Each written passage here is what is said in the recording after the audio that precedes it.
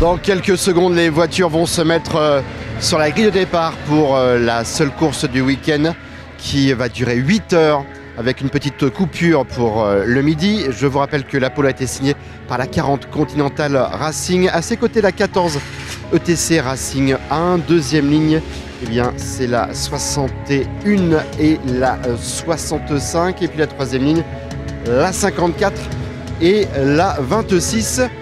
C'est parti pour 8 heures de course. Parti trop à l'extérieur à l'attaque du premier virage, la 40 Continental perd le bénéfice de sa pole position. C'est la 61 qui prend le meilleur départ devant la 14 ETC Racing et la 54 Team Lamera. Pierre Coanon est en mode attaque lors des 2 premiers tours. La 54 prend la tête. En même temps, cela n'est pas surprenant car regardez ces images exclusives. Nous avons surpris Pierre en pleine concentration.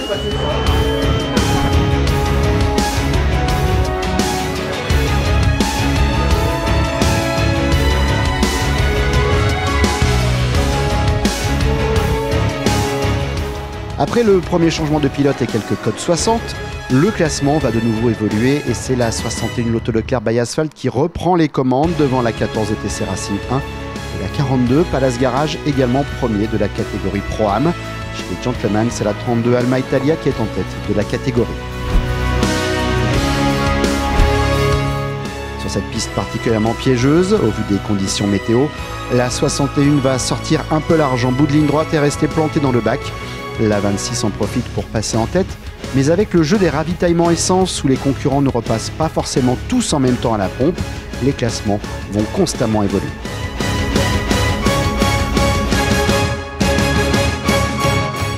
Avec 31 Lamera ce week-end, on retrouve parmi les participants des petits nouveaux comme Bertrand Ballas, célèbre pilote de rallye, mais également l'un des meilleurs sur la glace. Alors forcément ce matin, sur une piste glissante, il était plutôt à l'aise. Il fait pas mal d'opérations au-delà des courses automobiles pures et dures, avec du corporate, avec des chefs d'entreprise sur circuit.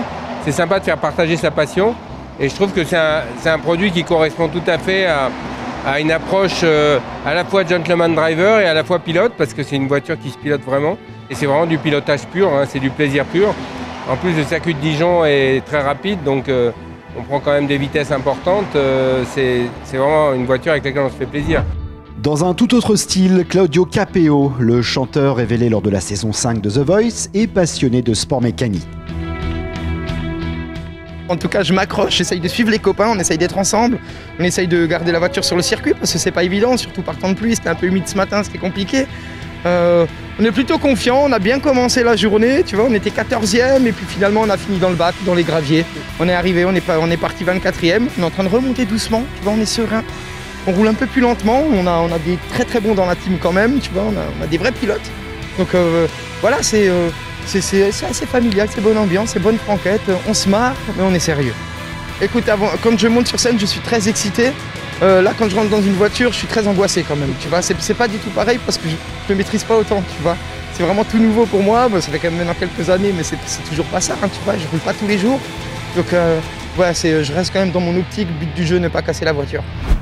Retour au classement après 3h30 de course. La première partie s'achève avec en catégorie Gentleman la 8 de chez ETC Racing qui domine la catégorie et se classe 8e du général avant la pause.